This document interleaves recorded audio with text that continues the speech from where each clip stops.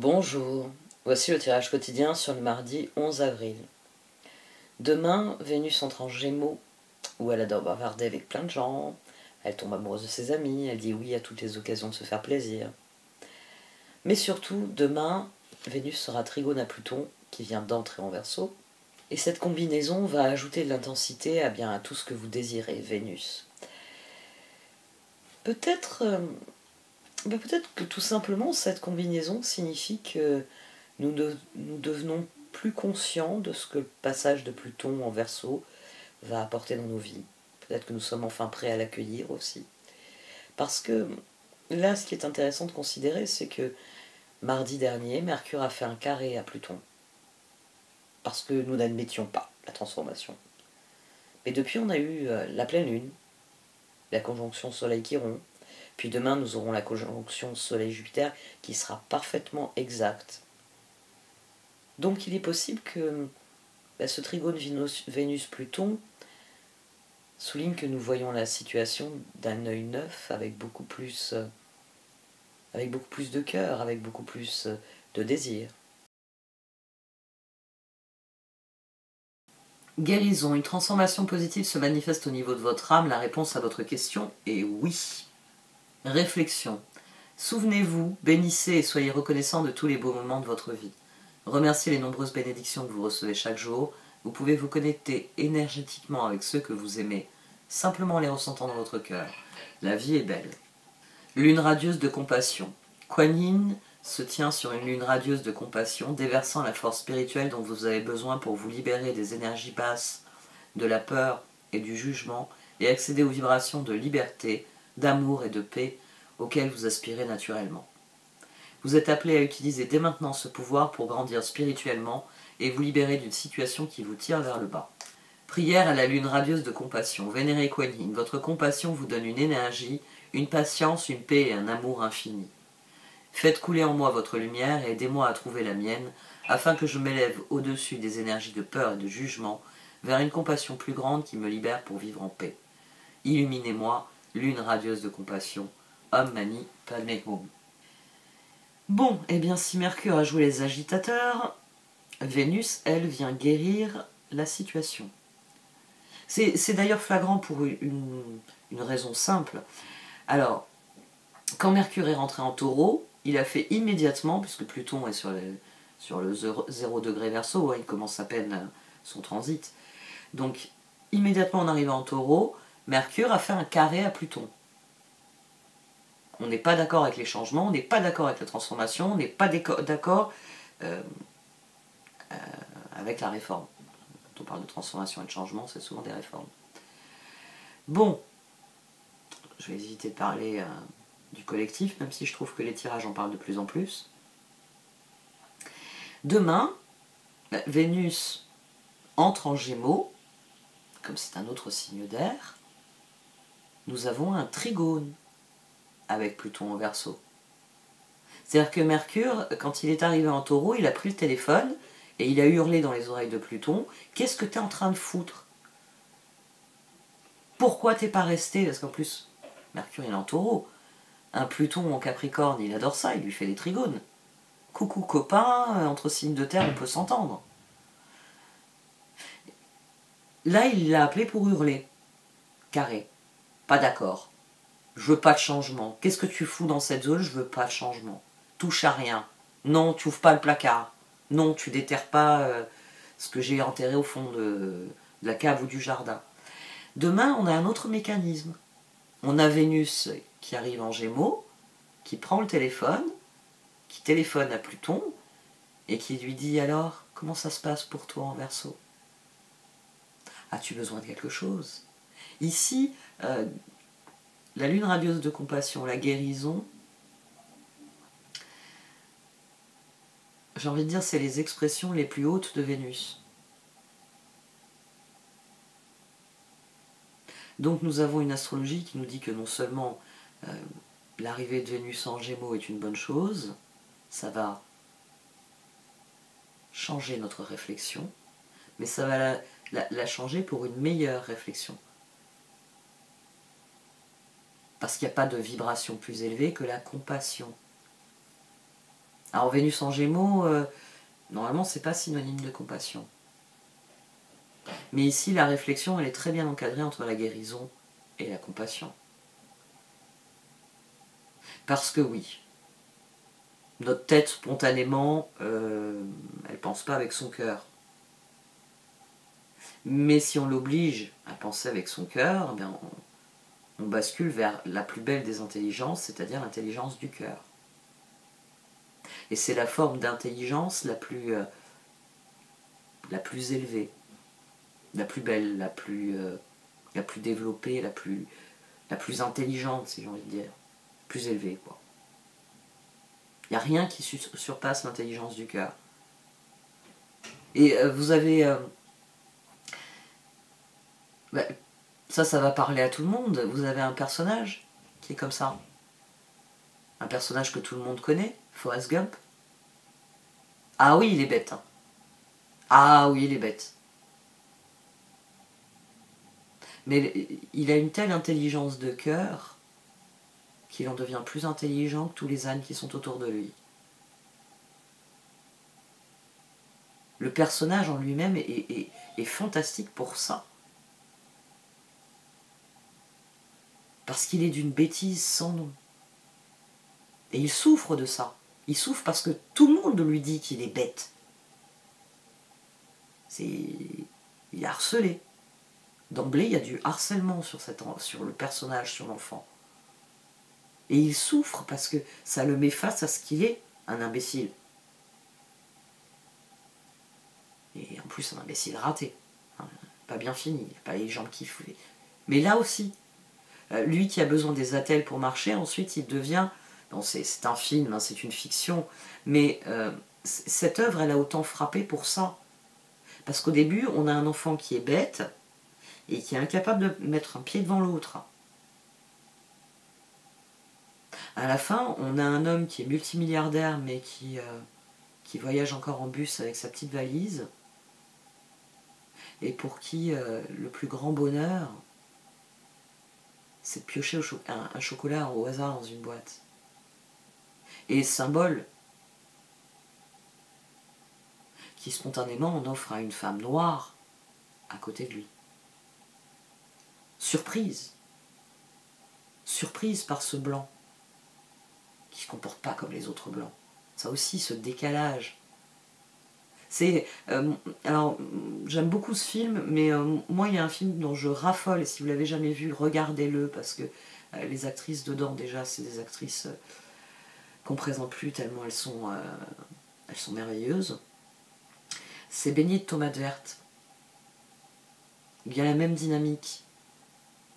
Tout d'un coup, il y a un personnage différent, décalé, qui arrive, et ces deux femmes qui se rencontrent de manière improbable, qui une différence d'âge, différence de milieu, différence d'état d'esprit à tout niveau, vont devenir inséparables. Puisque l'une d'elles, non seulement décide de changer sa vie, mais elle décide d'emmener la vieille dame avec elle dans sa vie. Et j'aime beaucoup ces films-là. On n'en fait plus des comme ça. Non, là je dis une bêtise parce que j'ai vu notamment un film japonais qui est magnifique. Et il m'a rappelé Baigné de tomates vertes. J'y ai trouvé la même magie dans le récit. Mais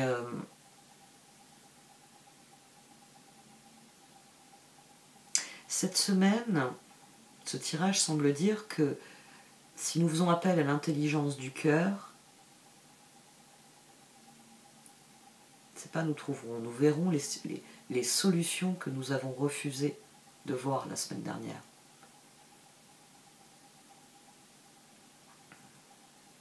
Parce que Trigone a Pluton. Parce qu'on n'a plus le choix, hein. Pluton il est en Verseau, et s'il a décidé que le bulldozer allait attaquer ce côté du jardin, tant pis pour vous. Vous aviez qu'à pas commettre un crime et planquer le cadavre.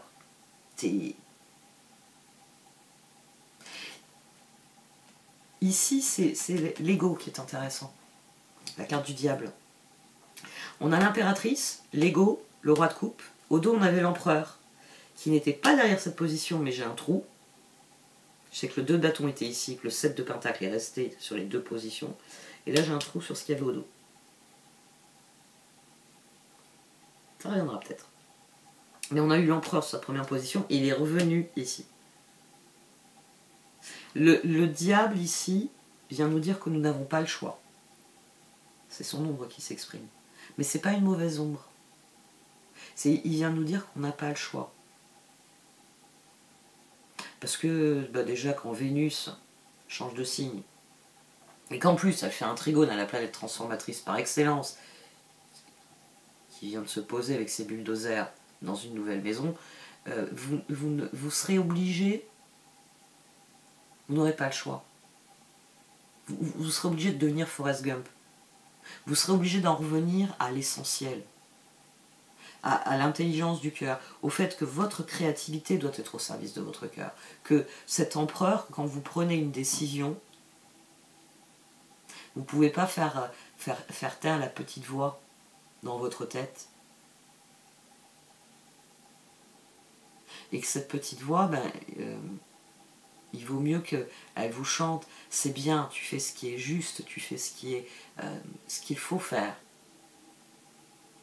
Et pas qu'elle soit là en train de vous hurler dessus en disant mais ça va pas, mais te rends-tu compte du crime que tu es en train de commettre?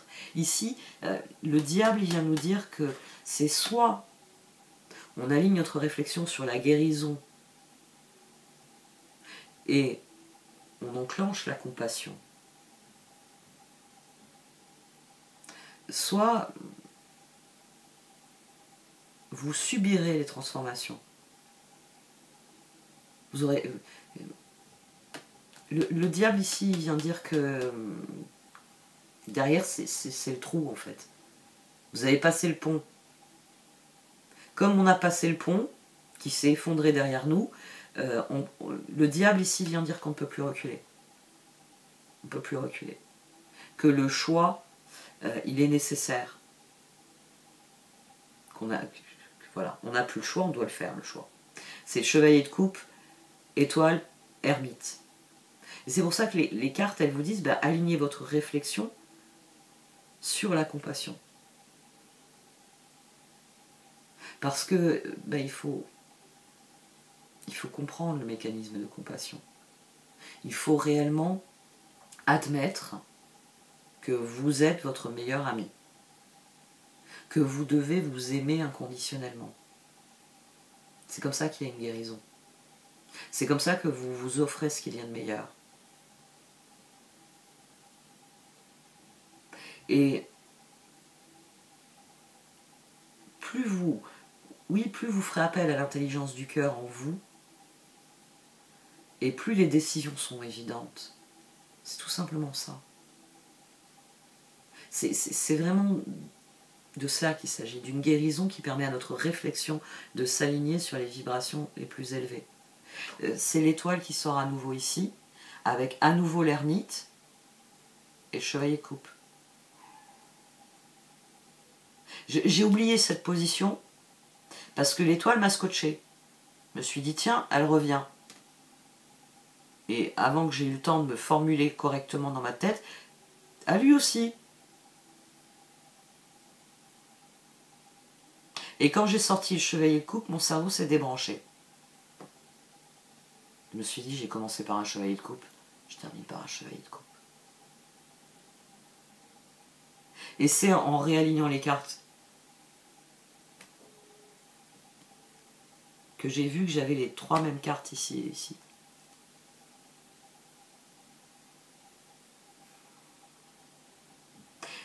Nous n'avons pas le choix, le moment est venu de le faire, le choix.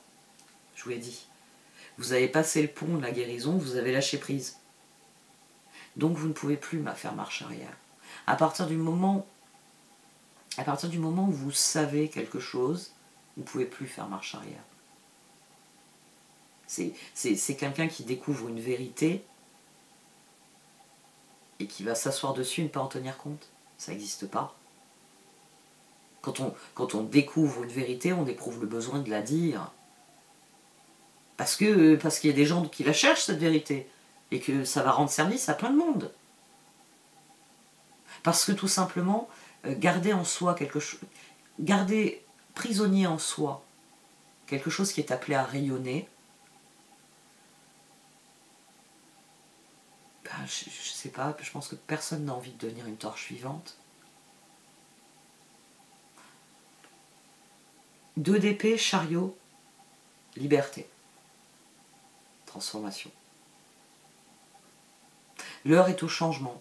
As de coupe, roue, 2 de bâton. On a le 13 ici. 9 et 7, 16. Le moment est venu d'agir différemment. Fondamentalement, ici, il y a un appel à accomplir un acte révolutionnaire, à prendre une décision qui change la situation et lui permet d'évoluer. C'est ça une révolution, c'est rien d'autre. C'est opérer un changement qui fait évoluer les choses. C'est accomplir une transformation. C'est affronter les choix et prendre les rênes en direction du choix qu'on estime le meilleur. C'est laisser nos rêves, notre intelligence du cœur, guider nos pas. Parce que c'est en se concentrant sur nos rêves et sur l'intelligence que recèle notre cœur que l'on trouve la voie. Cette position-là, elle est bonus. 3 de pentacle, 8 de bâton, 3 de coupe. Et en plus, vous avez des personnes qui vont vous contacter, qui sont dans la même disposition d'esprit. C'est coucou copain, ça te dit qu'on aille jouer ensemble? Je sais que tu adores ce jeu-là. Ici, ici, il y a des messages. Il y a des messages, il peut y avoir de l'action rapide, quoique, parce qu'on a un 7 de pentacle qui a persisté, il peut y avoir de l'action rapide. C'est-à-dire que les personnes avec qui vous avez fait union, vous avez entamé des collaborations, des partenariats, ben, ils se tournent vers vous parce que leur réflexion, leur intelligence du cœur fait que ils se disent ça va lui plaire. Et ensemble, vous faites des choses. On a l'impératrice au départ. C'est elle, j'ai envie de dire, qui tire les ficelles ici. Notre créativité. C'est pour ça que c'est l'empereur qui décide en nous. Parce que c'est 3 et 4, 7, c'est le chariot. Donc, waouh. Je ne m'attendais pas d'aussi belles énergies pour cette semaine.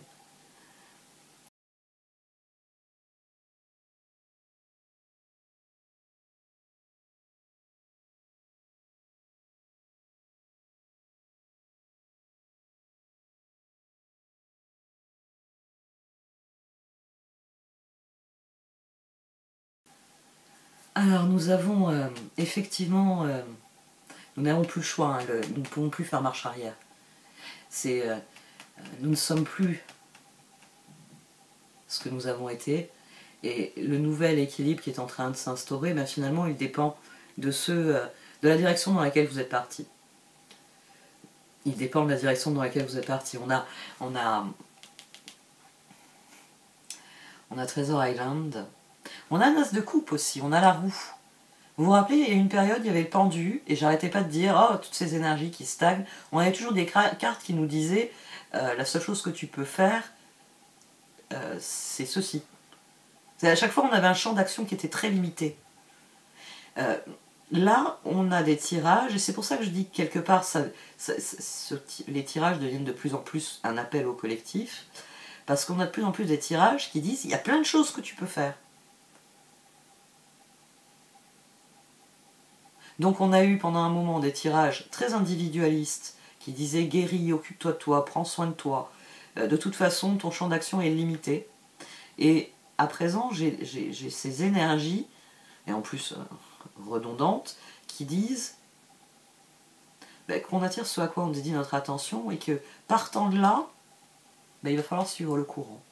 Que partant de là, il va falloir regarder avec sérénité ce qui vient, comme autant de chances, comme autant d'opportunités. C'est un tirage de disposition d'esprit, hein. et la ligne centrale le souligne bien. C'est parce que nous avons lâché prise que nous sommes passés à autre chose, que l'équilibre est restauré. Là, on a la guérison. Et là, on a la réflexion qui évolue. On a la compassion. Et c'est ce qui nous permet d'accueillir serendipity. Ce ne sera pas forcément quelque chose auquel on a pensé, ce ne sera pas forcément ce à quoi on s'attendait. Mais quand on va le voir, on va se dire « Chouette, faut que je regarde un peu plus près ce truc-là, c'est intéressant. » Et c'est quelque chose qui va... c'est un mouvement qui va être collectif. C'est parce qu'on va voir d'autres personnes agir ainsi que ça va être encore plus évident pour nous, pour chacun. Bon, ça c'est le phénomène d'entraînement, hein. C'est la norme sociale, c'est-à-dire que si vous avez beaucoup de choses qui font... Si vous avez beaucoup de choses... Oui, en l'occurrence c'est des choses. Si vous avez beaucoup de gens qui agissent mal, pourquoi vous agiriez bien? Non, c'est vrai que ça se fait pas. Mais tout le monde le fait. C'est comme ça qu'on s'excuse bien souvent.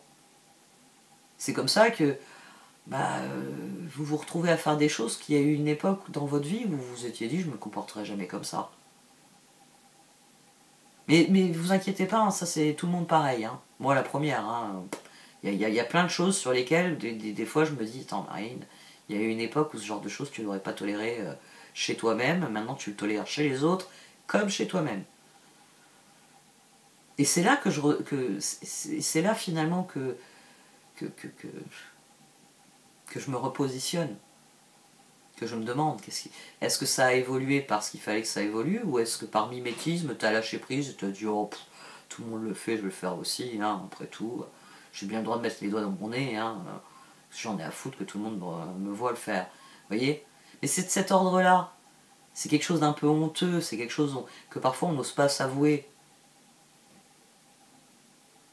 Parce que... mais la norme sociale fait que inconsciemment, c'est pour ça que actuellement beaucoup de gens dénoncent, on va dire, le discours ambiant. Parce qu'à force de vous répéter un truc, vous finissez par croire que c'est vrai. Bah oui, faites le test. Faites le test. Dites tous les jours quelque chose de faux, mais vous allez le dire avec de plus en plus de conviction. Hein. Et puis en plus, tous les autres qui sont autour de vous et qui se sont pris un bisou quand ils avaient dit comme vous la chose fausse, ou un coup de pied méchant et vicieux quand ils essayaient de dire la vérité, il y a des chances pour que tout le monde suive le mouvement. Après tout, c'est vous qui commandez. Ici, c'est pour ça qu'on en revient toujours à ça, vous attirez ce à quoi vous dédiez votre attention. Il y a toujours ça à l'esprit quand vous faites un choix. Parce qu'ici, il s'agit as de coupe, de faire le choix du cœur. 2 d'épée, as de coupe. Chariot, roue. D'ailleurs, là, le 2 et le 7, j'avais le 9. Transformation. 13 et 9, pas pertinent. Mais là, j'ai la justice. Là, j'ai le pendu. Tout ensemble, j'ai la transformation. Là, j'ai 17. Là, j'ai 3. Et là, j'ai 15. Oui, on n'a pas le choix. On n'a pas le choix. Le moment est venu d'amorcer le changement. Ça, on en est bien conscient. Mais on attire ce à quoi on dédie notre attention. Si vous voulez recevoir des cadeaux, si vous voulez réunir autour de vous des personnes alignées sur votre cœur, c'est à vous de faire les choix en fonction de ça. Parce que les cadeaux qu'on va recevoir, ça va être, parmi les surprises qu'on va recevoir, c'est des nouvelles personnes. C'est des âmes sœurs qui ont des nouvelles choses à nous apprendre. Alors, autant que ce soit des choses utiles qu'elles vous apprennent. Autant qu'elles vous l'enseignent, on va dire, le plus compassionnellement possible aussi. Enfin, prendre une leçon à grand coup de pied. Bon, c'est sûr qu'on la retient, la leçon, hein, mais ça fait mal. C'est d'ailleurs pour ça qu'on la retient, finalement.